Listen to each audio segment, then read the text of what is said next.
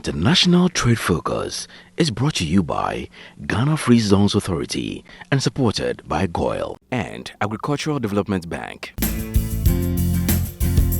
Coming up on International Trade Focus, we shall take a look at the impact of COVID-19 on the implementation of the African Continental Free Trade Area. And later, the Ghana Union of Traders Association calls for mutual collaboration between the association and the Afcfta's Secretariat. Hi there, and thanks for tuning in to another edition of International Trade Focus. My name is Anna Spio. Now, trading under the African Continental Free Trade Area, Afcfta, which was expected to commence on July 1, 2020, had to be postponed to January 2021 by the African Union as a result of the COVID-19 pandemic. On today's edition of International Trade Focus, we want to find out the impact of the coronavirus pandemic on the implementation of the Afcfta. Ghana is hosting the Afcfta's Secretariat. Now, once trading commences under the Afcfta, hopefully in January 2021, will Ghana be able to compete, considering the negative toll that the COVID-19 pandemic has had on the private sector, which is expected to be the driving force behind the Afcfta. Before we proceed, we'd like to say special thanks to the sponsors of this program. International Trade Focus is brought to you by Ghana Free Zones Authority. They say sharing good fortunes, GOIL, good energy, ADB, Truly, Agric, and more. International Trade Focus is also supported by Peduase Valley Resort. Stay tuned. Your business concepts and investment must be harnessed through a hassle-free and highly thoughtful process to make them globally competitive. That is precisely the mission of the Ghana Free Zones Authority. Ghana Free Zones Authority packages Ghana's enabling business and investment environment with endless benefits. Total exemption from major taxes and levies for first 10 years. Talk to us now about our business oasis created all over the country. Acres of industrial enclaves for all sectors. Our beneficiaries are in vibrant business, exporting finished and processed factory inputs all over the world. And what do our clients call us? Partner. Ghana Free Zones Authority. Sharing good fortunes. Breathtaking picturesque views, the essence of tranquility recrafted. What's your desire? A romantic expedition, syndicate sessions, banquet and conferences, or a discreet weekend getaway? Just name it. It is exclusively packaged for you at Peduase Valley Resort. Every spacious rooms, ultra-modern gym facilities, games, indoors, terrace and lawn restaurants and lounges, cozy private dining, and all the swimmer's paradise. Aquaba, any day, all year round to Peduase Valley Resort. The acts of serenity, skillfully served. Here's innovation from GOIL that takes you further. New GOIL Super Synthetic 5W20 and 5W30 lubes have been expertly crafted with the latest in liquid engineering technology, highly advanced for modern engines, prolongs oil change intervals, save you fuel, clean, protect and enhance engine performance. The way engines work has become complex, and GOIL has innovated to stay ahead with expertly crafted lubricants that work excellently with all petrol and diesel engines of today. New GOIL Super Synthetic 5W20 and 5W30 lubes. Innovation that takes you further. GOIL. Good energy. Are you an importer or exporter? Do you need quick financing at the best rate on the market? ADB has good news for you. Walk into any agricultural development bank location nationwide for that solution to all your trade financing needs. ADB offers you pre-financing of exports and imports, post-shipment credit facilities, bank guarantees, the issuance and acceptance of letters of credit, documentary bills for collection, outward documentary collection. Enjoy free advisory services from our well-trained, dedicated trade officers. Exporters of agricultural products are encouraged to take advantage of this great service. For further enquiries, call us on 0302 210-210. ADB, making trade finance easy. ADB, truly agric and more.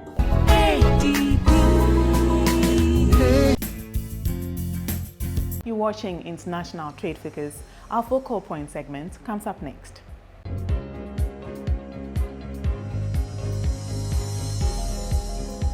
The COVID-19 pandemic has led to an unprecedented global economic slowdown, with many economists anticipating a post-COVID-19 global recession. The World Trade Organization estimates that world merchandise trade could fall between 12% and 32% in 2020. The United Nations Conference on Trade and Development also projects that global foreign direct investment inflows will decline by up to 40% in 2020, reaching its lowest level in 2 decades. According to a COVID-19 business survey conducted by the International Trade Center, 1 in 4 micro, small and medium-sized enterprises reports being at risk of shutting down permanently within the next 3 months.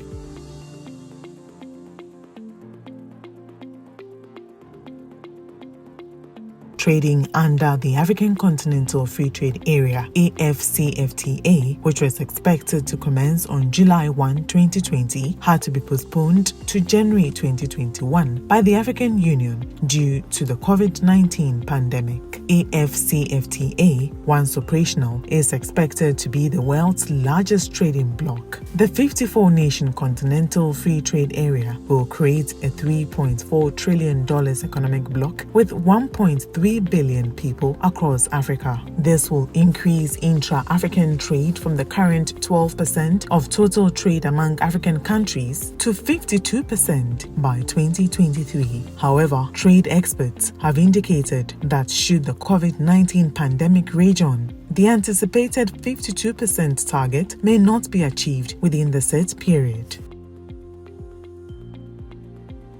Although Africa's economy hasn't been exempted from the negative effects of the COVID-19 pandemic, leaders of the African Union and the African Continental Free Trade Area are still committed to seeing the successful implementation of the African Continental Free Trade Area. On Monday, 17th August 2020, the President of Ghana, Nana Akufo-Addo, commissioned and handed over the Secretariat of the African Continental Free Trade Area to the African Union Commission. Ghana is the host nation of the Afcfta's Secretariat. Ghana has fully discharged all her obligations and commitments agreed with the AU Commission. And we are today handing over a fully furnished and befitting office space in a secured and easily accessible location within the business center of Accra as the permanent secretariat of the Afcfta. We have provided also an appropriate furnished residential accommodation as the official residence of the Secretary General of the Afcfta. I have no doubt that the coming into being of the African Continental Free Trade Area is one of the most important decisions taken by the AU. When you consider the fact that trade between African countries remains low, currently standing at some 16% of our combined GDP, compared to other parts of the world, like the European Union's 75%, it is obvious that these very low levels of intra-regional trade constitute one of the defining characteristics of our continuing poverty. They hinder our prospects of bringing prosperity to our peoples. A large part of the growth and prosperity that we seek on the continent will come from us trading more amongst ourselves. Chairperson of the African Union Commission, His Excellency Musa Faki Mahamat, underscored the urgency for integration of African markets in the wake of the coronavirus pandemic. We stand here today, despite a global COVID-19 pandemic that has caused major disruptions to global trade and the movement of goods and people. It is fitting that the Secretariat will have its home here in Accra. Ghana is a historical trading center for gold, cocoa and timbers and other valuable goods, and remains an important center of commerce on the continent and beyond. Accra, while the operationalization of the Secretariat was postponed due to the COVID-19 pandemic, the same pandemic has also magnified the urgent need for speed to accelerate economic integration on the continent. This crisis, with its negative impact on trade and the multilateral system, is also an opportunity to rethink our value chains and reduce our reliance on traditional supply routes. To ensure we can absorb the negative impacts of future pandemics, we must integrate our markets, accelerate industrial development, enhance competitiveness to ensure a prosperous, peaceful, and integrated future for our people. When COVID-19 hit, Africa took strong and early action, to the surprise of many. The elected Secretary General of the African Continental Free Trade Area, His Excellency Wamkele Mene, noted that the Continental Free Trade Area has the potential to be a catalyst for individual development, improving Africa's export in local and international markets. The Afcfta is therefore a critical response to Africa's economic development challenges. It has the potential to enable Africa to significantly boost intra-Africa trade, to improve economies of scale through an integrated market.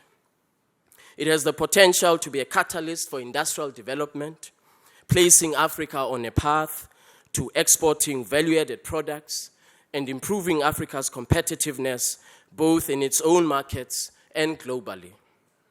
It also sends a very strong signal to international investors that Africa is open for business based on a single rule book for trade and investment. Your Excellencies, ladies and gentlemen, the Afcfta signals that Africa is open for business and for mutually beneficial investment, thereby creating jobs and improving livelihoods. We have a market of 1.2 billion people. We have a combined GDP of $3.4 trillion US dollars. We boast over 400 companies that earn annual revenues of $1 billion or more. And according to Professor Landry Signé and Acha Leke, writing in 2019 in the publication Foresight Africa, a Brookings Institute publication, African industries have the opportunity to double production to nearly $1 trillion within a decade, with 3/4 of that growth coming from the manufacturing sector to substitute third country imports and meet increasing local demand in Africa. With the completion and handing over of the African Continental Free Trade Area's headquarters to the African Union, business entities in Africa and beyond are readying themselves to take advantage of the opportunities available to produce and export more. If the excitement and enthusiasm that accompanied the opening of the African Continental Free Trade Area Secretariat in Accra is anything to go by, then one can conclude that the future is bright for Africa. We're taking a look at the impacts of COVID-19 pandemic on the implementation of the African Continental Free Trade Area. And once trading commences under the Afcfta, is Ghana ready to compete, considering the negative toll that the COVID-19 pandemic has taken on the private sector? We discussed this with the president of Borderless Alliance, Ziad Hamwi. Our in-depth segment comes up next.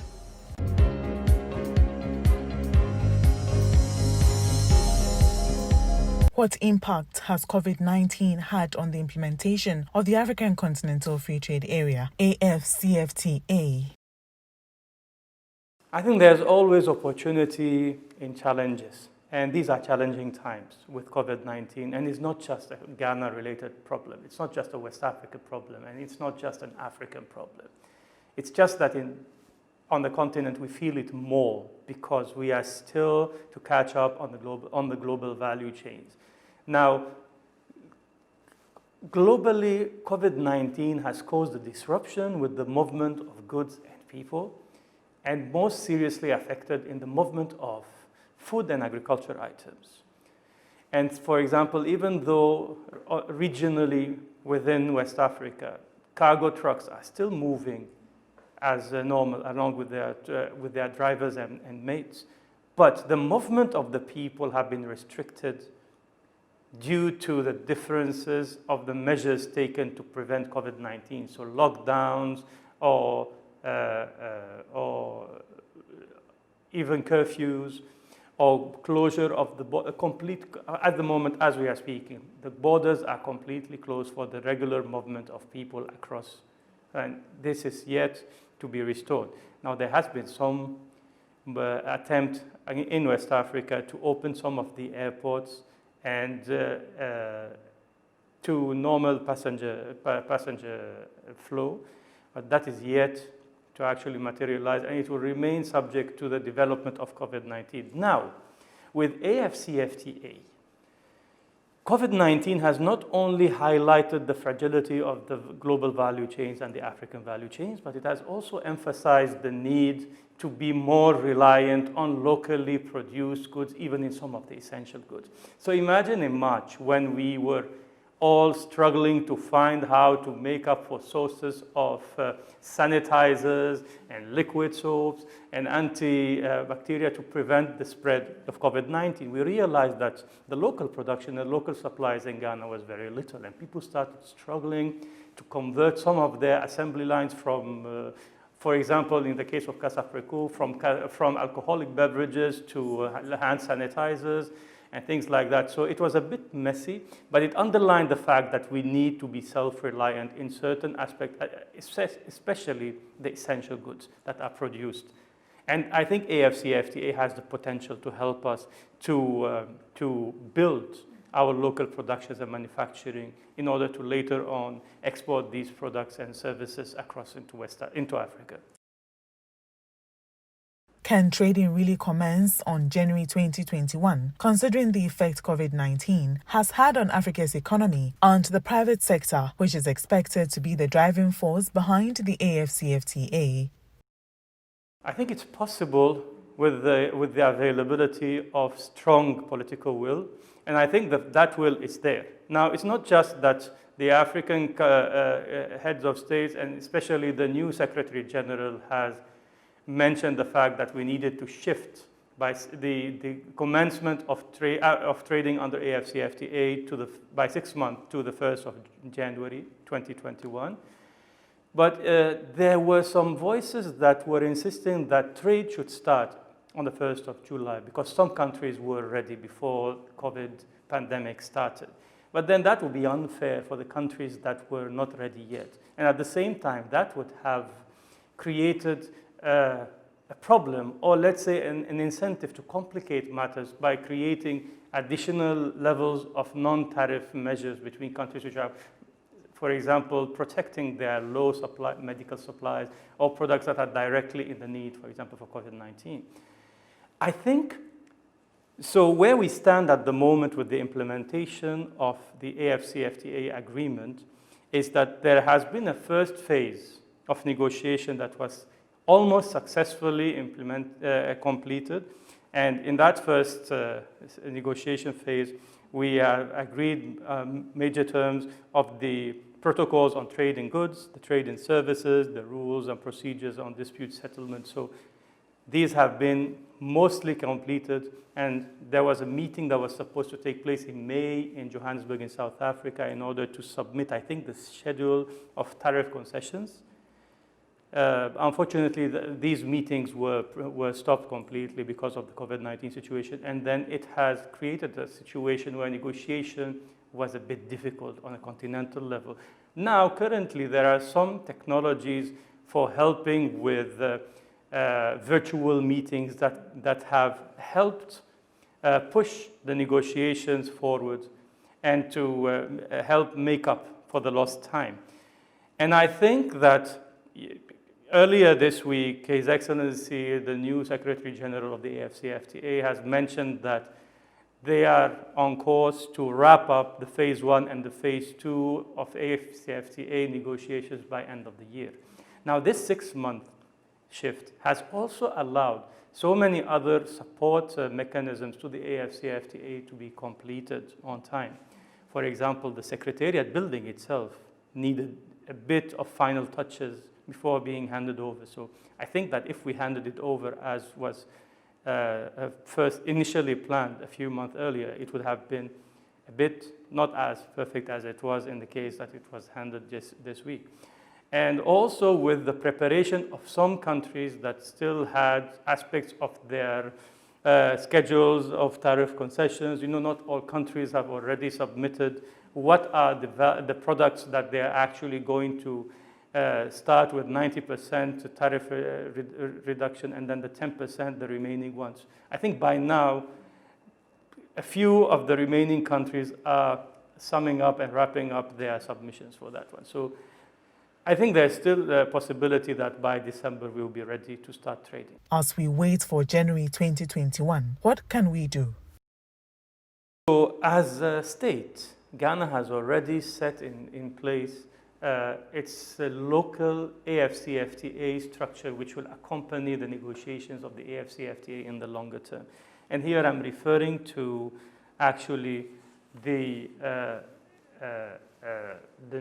national BIAT steering committees, the technical working groups, which have been set up to study how Ghana is going to develop its national plan to boost intra-African trade by tackling trade policy, trade facilitation, factor integration, and other groups. And this is under a structure that was actually under the Ministry of Trade. And let me, yes. So the National Afcfta Coordination Office of Ghana, it will be chaired by the Minister of Trade and Industry, and under it there will be a National BIAT Steering Committee, which is made up from the heads of the National Technical Working Groups, and there are 7 of these.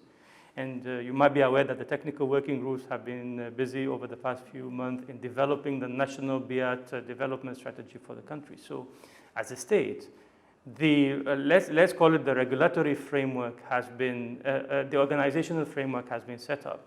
Now, with regard to the preparedness of the country to actually trade and do trade competitively, that is where we are currently looking at the support from the civil society organizations and from the evidence across the country about how competitive is the product, the Ghanaian product and service vis-a-vis its other African products.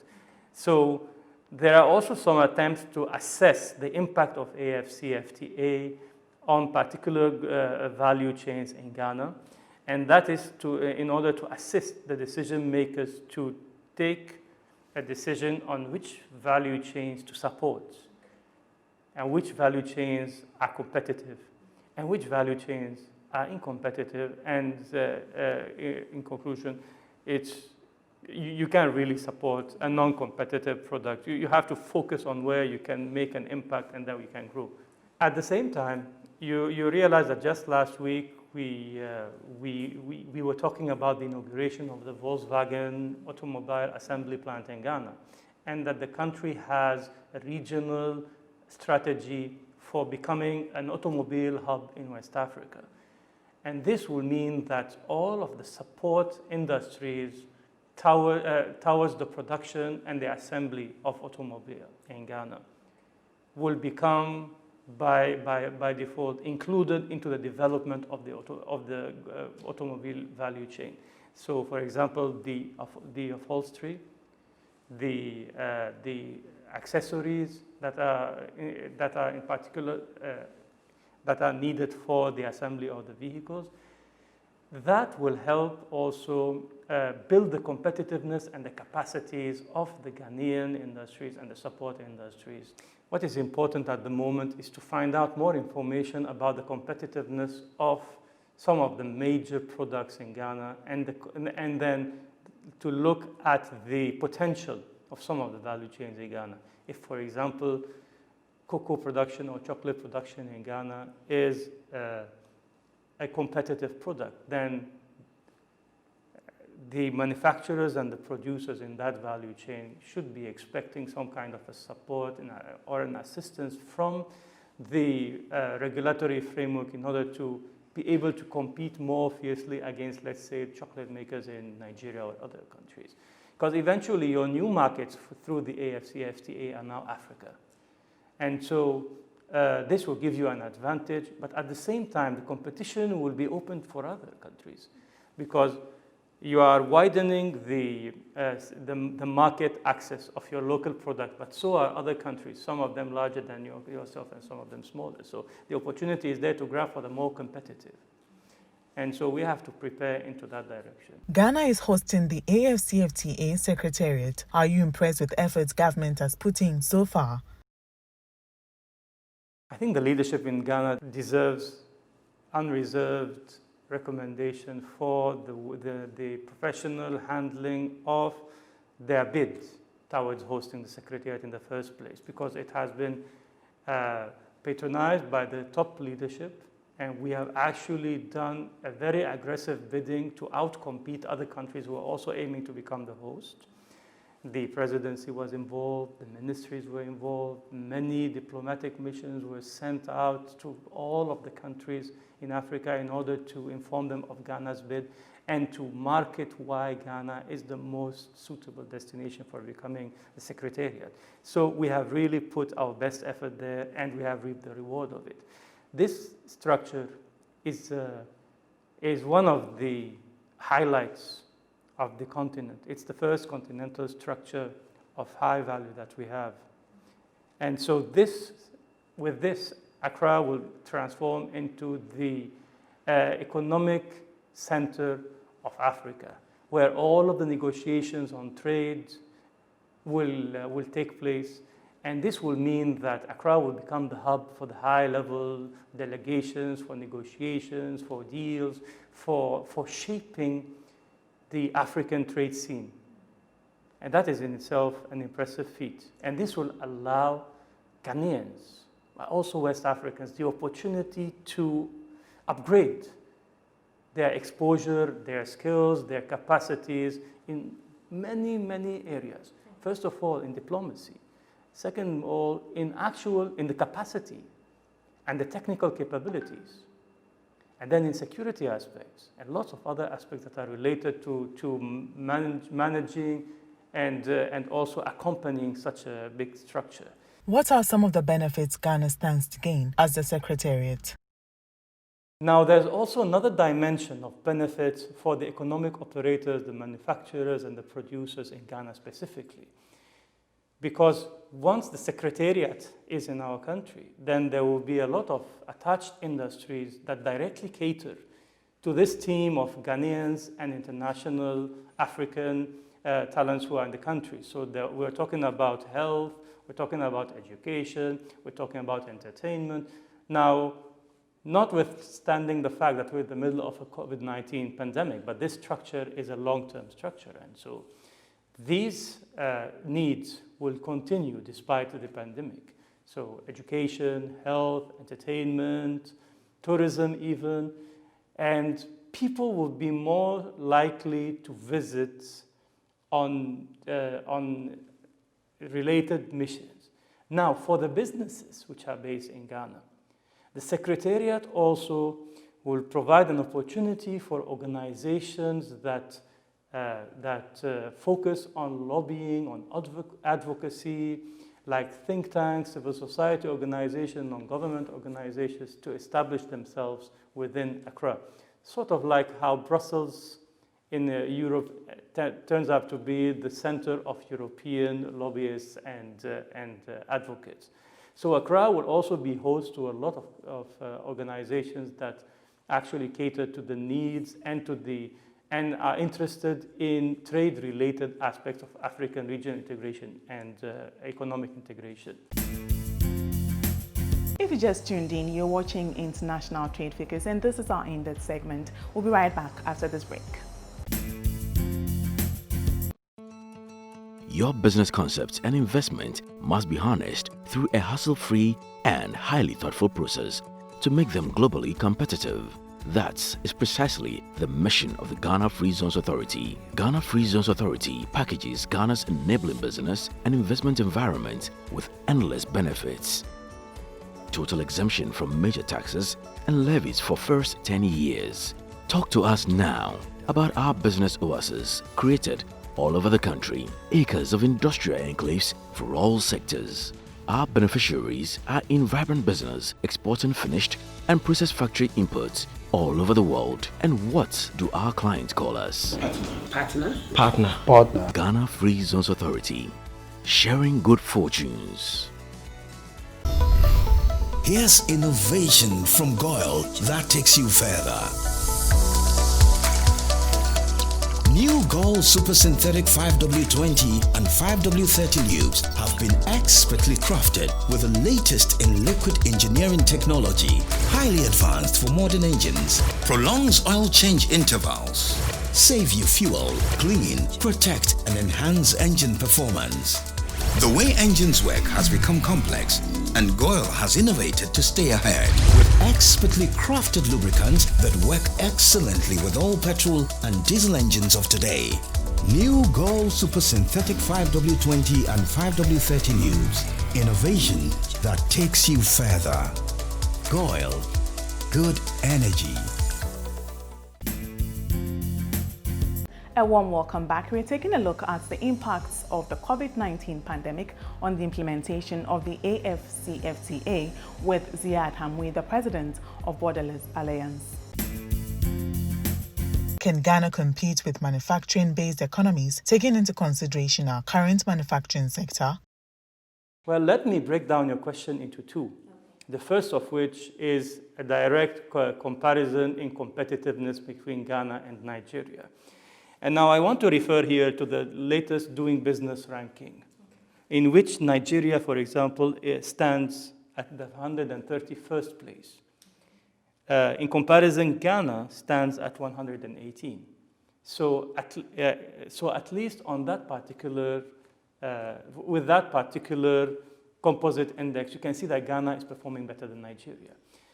And actually, it shows that Ghana is more competitive than Nigeria because the problems that are associated directly with the difficulties of doing business in that country, in particular, are all related to the non-tariff barriers that are imposed onto the country to prevent more competitive goods from coming into the country due to the fact that their competitiveness is shaky. Now, is Ghana ready to trade under the Afcfta terms at the moment? Again, the answer is yes, but the question is not about trading, simply. The question is about trading competitively. And here we bring back the issue of the competitiveness of the African products and manufacturers and producers of goods and services. And you know, the most important thing is to find out where we stand on these issues. We do have some disadvantages in some of the basic production and services costs in the country. And it's very imperative for us as a country to sit down and to find out what can we improve within this business and regulatory framework, how to improve it in order to inure the benefits to the manufacturers and producers, and how to allow these to access the expanded markets across Africa in order to translate all of this additional economic activity into an opportunity for more economic growth and job opportunities for the young, for the women, and for the businesses themselves to thrive. Will it be possible to trade successfully without a common currency? That's an interesting question, and indeed, the continent has a plethora of non-interconvertible currencies. And this means that if you are a manufacturer who is based in Ghana, for example, and you are exporting your product to Kenya, you don't collect your money in the Kenyan currency. You rather collect your money from an intermediate currency that is agreed between the buyer and the seller, sometimes, for example, the dollar, sometimes the euro, or maybe other currencies. And then this money also gets changed or converted at the country of destination when it comes back. So if you are in Ghana, for example, receiving your money, you're receiving your dollars, but you might not be able to put them as dollars. Maybe you might convert them into cedis because you have some expenses that are in local currencies to pay. And so this double financial transaction imposes additional complications on trading across Africa. And it also makes African trades uncompetitive vis-a-vis international trade. And that is most of the time the reason why some countries prefer to trade with external partners in Europe or in the States or in Asia rather than conducting businesses within the continent, let alone the fact that sometimes the logistics cost involved in moving your goods across the continent also contributes to having a higher end. Now, the interesting thing about the Afcfta is that it addresses this particular issue indirectly, because now we know that the African Continental Free Trade Agreement is in the Agenda 2063 of the Africa Union. But then, in order to assist the Afcfta to become more competitive and to allow better trade between African countries, the African Union also enabled a set of support initiatives for the Afcfta, one of which is called the Pan-African Payment and Settlement System. And this online platform, which is in partnership with the Africa Export-Import Bank, Afrexim creates a platform where traders, buyers and sellers, that is, across Africa can convert their currencies based on rates that are already selected and in a mechanism that allows you to actually trade with the currencies of the origin and the destination countries, which will reduce your financial transaction cost, which will definitely improve on the competitiveness of your product against another product that is not originating from Africa. So in that way, you benefit twice. The first benefit would be in the medium term and in the longer term from the reduction of the duties that are paid for products that are of African origin. And the second will be by reducing the financial transaction cost of conducting your business from one African country to the other. In efforts to deepen regional integration within Africa, how can Ghana ensure that its indigenous businesses are protected? The major concern for some of the larger economies in Africa, indeed for many of the African economies, is that by removing the duty element on African products, that Africa will eventually turn into potentially a dumping ground for cheaper goods that come from outside of the continent and disguised as an African originating product, or worse, if we do not agree on the rules of origin, which means the rules that determine what is the origin, what is the requirement for a product to be of a particular origin, in this case, African origin. So what is there? So in other words, countries that are afraid that the rules of origin will be relaxed in such a way that a product can be manufactured or produced mainly outside of the continent and then marketed across the continent as an African continent, which means that it will outcompete the other local and manufactured and produced goods, and that will be to the detriment of the countries. And so that will be one of the pitfalls to avoid in the Afcfta, and that means we have to be very vigilant about the negotiations that have to do with the rules of origin of the products. And so, for example, let me just give an example. And that's a theoretical question. If a Chinese investment in Ethiopia ends up producing shoes from Ethiopian leather in Ethiopia and then exporting these shoes into Africa, would this shoe be a Chinese shoe? No, it's an African product, of course. So it is the rule of origin that will help you to determine for sure that this product, irrespective of where the investment or the financing is coming from, but it has been added enough value in Africa to market it as an African product and thus to receive the status of the duty-free requirement. And you know that sometimes cases do happen, not just in Africa, but let's zoom it a little bit into West Africa. There are certain cases of legal complaints from Nigeria on Benin, where Benin-based traders will import a product from China, whether tomato concentrate or whatever it is, imported from China with a labeling of made in Benin. And so you bring this Chinese product to Benin, and then you try to move it into Nigeria under the pretext that it is a Beninois product and that it confers to the free movement of goods and people and the rules of origin of the ECOWAS. And so it creates a big issue out of a fraud, basically, right? So some of the pitfalls to avoid would be these cases of the rules of origin. Now, other cases would be where larger markets fear that they are not competitive enough for smaller markets to access their large markets. So if you are a small country and you say that you have a competitive product and you want to market and to export your goods into a larger market, but then that larger market does not necessarily produce with the same competitiveness. And you remember what we were talking earlier about the competitiveness differences between Ghana and Nigeria, for example. So there are some in summary, there are some legitimate concerns, but then there are also some tendencies for nationalism and for protectionism. And these are some of the tendencies that we need to change our attitude towards.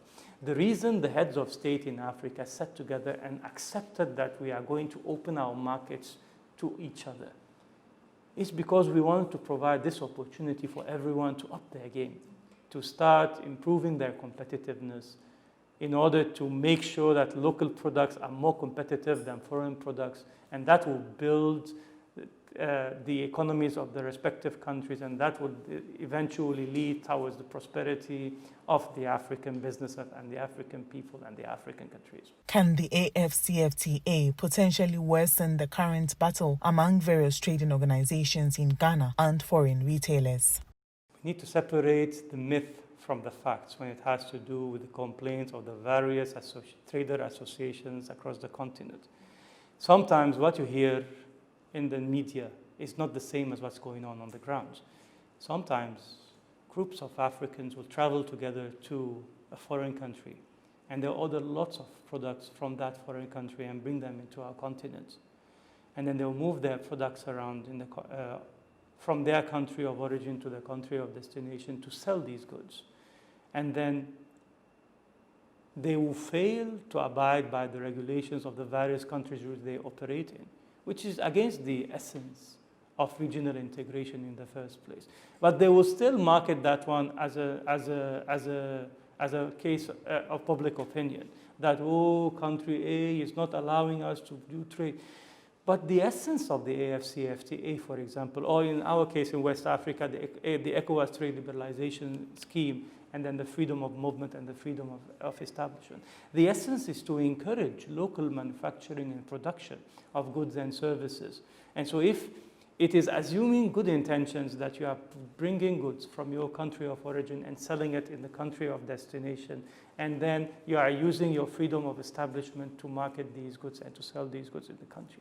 But then when you get a product from a third party country, and then you try to market that as an obstruction to your laws of establishment and your laws of abode, it gets a little bit gray. And so I don't want to get directly into this repetitive dilemma between Guta and the other equivalents in Nigeria. But I think they sometimes have a case. Now, where I personally believe Guta doesn't have a case is the fact that it is unfair to establish such a high standard for the establishment of an ECOWAS citizen to establish his business in our country. I think we have to review the situation of the laws of the investment and promotion in our country. And I remember in 2017 and in 2019 when the ECOWAS task force on the free movement of goods and people, which was headed by His Excellency Lieutenant General Salo Jibo, came to town. And we visited the stakeholders from Ghana Investment Promotion Center. They mentioned the fact that they are aware that the current law, GIPC Act 865 of 2013, does not give a specific classification for an ECOWAS citizen. It just classifies people who want to establish business as local or foreigners. And personally, I have an issue with the word foreigner, but that is a different issue altogether. So unfortunately, as it stands at the moment, the laws of the country stipulate that the retail sector requires a particular capital to set up from any foreigner, including ECOWAS citizens. I think that has to be changed. And I think that the heads of state or the authorities of investment promotion across West Africa have to sit down and to agree on harmonizing their investment promotion. And I know that there's a certain law, which is the ECOWAS Investment Protocol. And I'm not really aware, I don't understand really why we do not agree to replace the current investment laws by that particular one. Because what's the point of agreeing on a regional investment promotion law and then not failing to abide by it? Because once you have the same investment promotion law, everyone has to go by it, whether they are based in Nigeria or in Ghana or other countries. And it makes things easier. At the moment, our laws are a little bit difficult to abide to, and that creates complications. So many of the traders you see in Ghana here are not actually Nigerian companies. They're actually fronted by Ghanaians. And if you want to look at the legal aspect of it, if you're a Ghanaian who is working the business, who is registering the business on behalf of someone else, there's no illegality in it. Now, the illegality also has to do with an element of the tax payments and the tax obligations of various countries. I wonder whether many of these traders actually end up paying their taxes regularly, but I might be wrong. But this, I heard, was an issue with regard to the tax collection from any organization that is set up in the country, whether by a foreigner or a non-foreigner. So there are many layers of issues, and they are interconnected in a way that it provides a lot of a gray area in how you approach the issue of the freedom of establishment and the freedom of conducting business, right? It's a very complicated issue. Nigerians are brothers in Ghana, and Ghanaians are brothers in Nigeria. And keep in mind that Ghanaians in Nigeria have issues, but they don't voice it as vociferously as our brothers in Ghana do. And so there's also an element of unfairness here if you are not able to bestow the same rights of voicing your concern as loudly between the various countries within the same economic community. How has COVID-19 affected Borderless Alliance, and what is the way forward?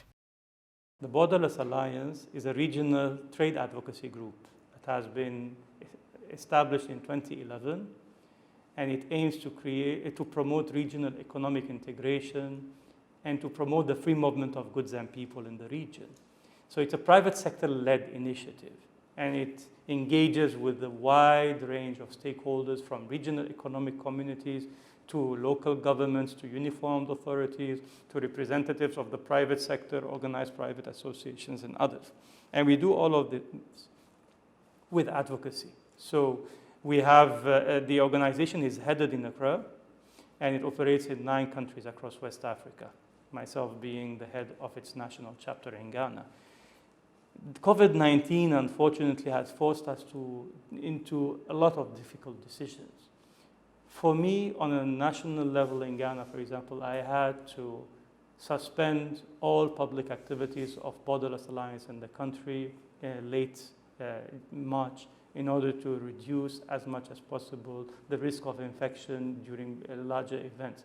Anyway, larger events at the time were strictly forbidden, but then there's no...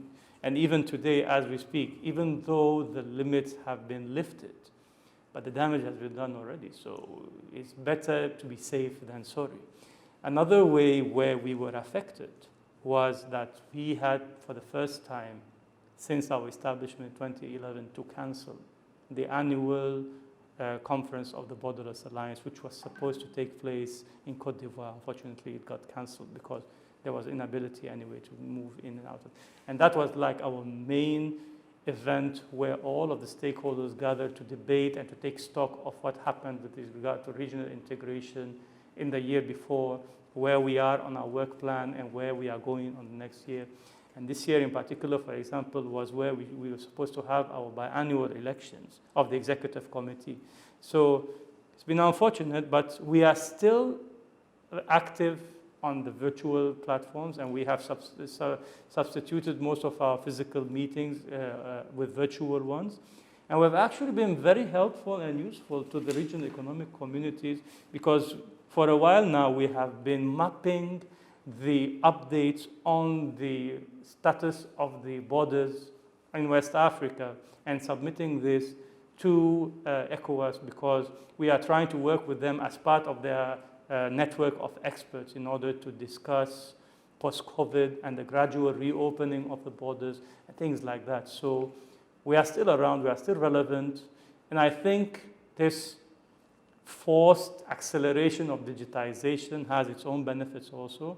At least now we are all converting into an enhanced digital presence, and we are still communicating with our stakeholders. And also, we have still been engaging on limited consultative forums as and when needed across the continent. First of all, congratulations for Ghana for successfully bidding and hosting the Secretariat and the handing over this week. It was very professional, very well attended, well organized, well received. And it is my hope that very soon this Secretariat will become the beacon of the African prosperity for years to come. You're still watching International Trade Focus. There's more after this break. Don't go away. Your business concepts and investment must be harnessed through a hassle-free and highly thoughtful process to make them globally competitive. That is precisely the mission of the Ghana Free Zones Authority. Ghana Free Zones Authority packages Ghana's enabling business and investment environment with endless benefits. Total exemption from major taxes and levies for first 10 years. Talk to us now about our business oasis created all over the country. Acres of industrial enclaves for all sectors. Our beneficiaries are in vibrant business, exporting finished and processed factory inputs all over the world. And what do our clients call us? Partner. Ghana Free Zones Authority. Sharing good fortunes. Here's innovation from Goyle that takes you further. New Gold Super Synthetic 5W20 and 5W30 lubes have been expertly crafted with the latest in liquid engineering technology, highly advanced for modern engines, prolongs oil change intervals, save you fuel, clean, protect and enhance engine performance. The way engines work has become complex, and Goyle has innovated to stay ahead with expertly crafted lubricants that work excellently with all petrol and diesel engines of today. New Goyle Super Synthetic 5W20 and 5W30 lubes. Innovation that takes you further. Goyle. Good energy.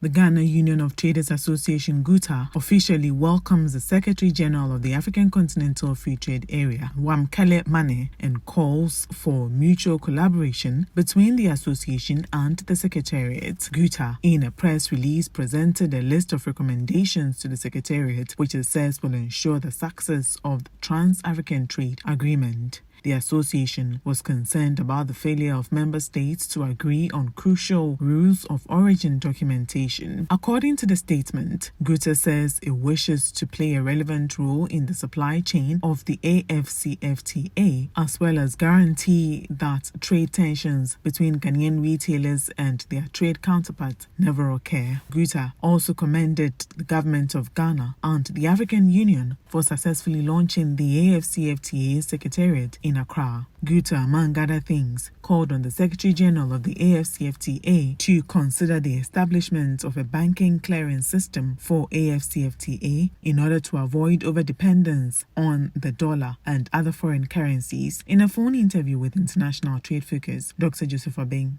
explains some of GUTA's recommendations. If they devise a good clearing system we can still use our local currencies, and then the clearing system will arrange how the countries will settle themselves.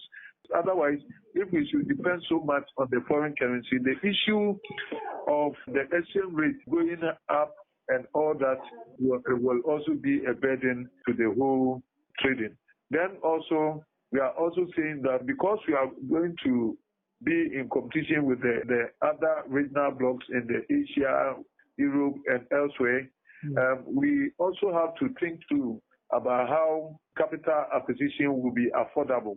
Otherwise, if these regions are getting their interest rate being as cheap as 2-3%, as against the average of 15 to 20% in our sub-region, means that our goods are not going to be competitive, and that it will also defeat the purpose of the free trade area. Then we have traded among ourselves. The intertrade in within Africa has been around 15%. It means that we travel to the Far East, we travel to Europe, we travel to the Americas to transact more business than doing business from within. It means that we do not have adequate information as well, because we haven't been applying our trade in these areas. That's why we are also seeking information and data for the products, the goods and services that are produced in this free trade area. And so that one is very important. The Secretariat should get a desk where we can easily go and get this information so that it will be easier for us to know the goods that we are dealing in. Then, if you look at the problems that we have encountered within the sub-regional blocks, you know, sub-regional blocks, we have the one for West Africa that is being ECOWAS, and then the Eastern regional blocks, and then Southern Africa. They have all gotten their fair challenges. And where we believe that if they evaluate and they look into this sub-regional, the challenges that they encountered, and then fix this problem, it will go a long way also to help the continental free trade area. The trading community in Ghana, we've started conferring among ourselves. We want to be very relevant in the supply chain, and that we don't want to be at the receiving end. And we want to also discuss with government how they can also help us so that we can be very relevant by being in the position to supply to these countries.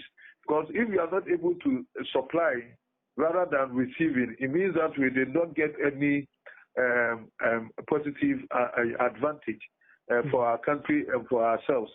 And then also we are talking to our suppliers from Asia and elsewhere to set up joint ventureship in forms of manufacturing entities so that we can supply the goods that hitherto we were importing from these suppliers, so that we can be very, very relevant and get our fair share.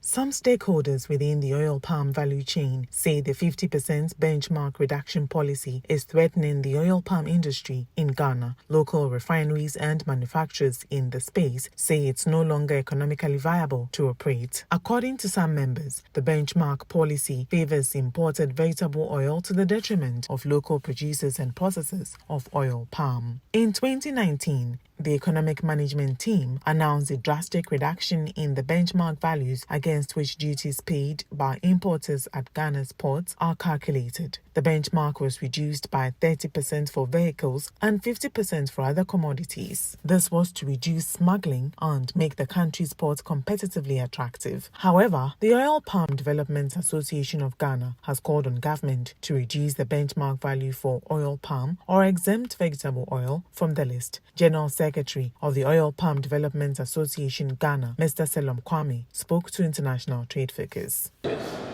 We've always been the local manufacturers, they produce after production, after buying of raw materials and production, everything, the cost at the end, that is per Kufuor gallon, it's estimated at 145 Ghana cedis.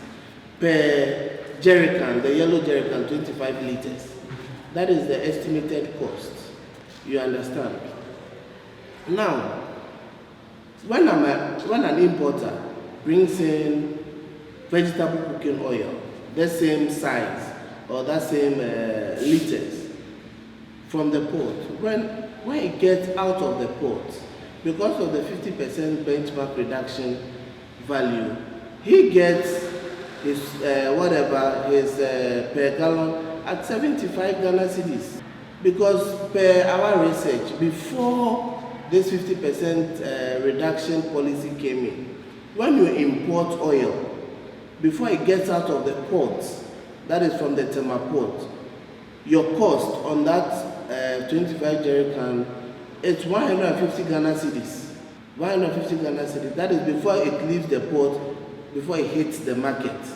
So now with this 50% benchmark, right away they have a 50% reduction, so making their cost 75, while the local manufacturers, without any incentive from the government, they are still producing or at 145. So the playing field is not fair, it's not level. 75 Ghana against 145, and they are all coming to the same market to what's the name? To get consumers or whatever buyers, and the market is already oversaturated. You understand? So we are saying we have enough of the vegetable cooking oil in the country, looking at the strength or looking at the production capacity of all the refineries.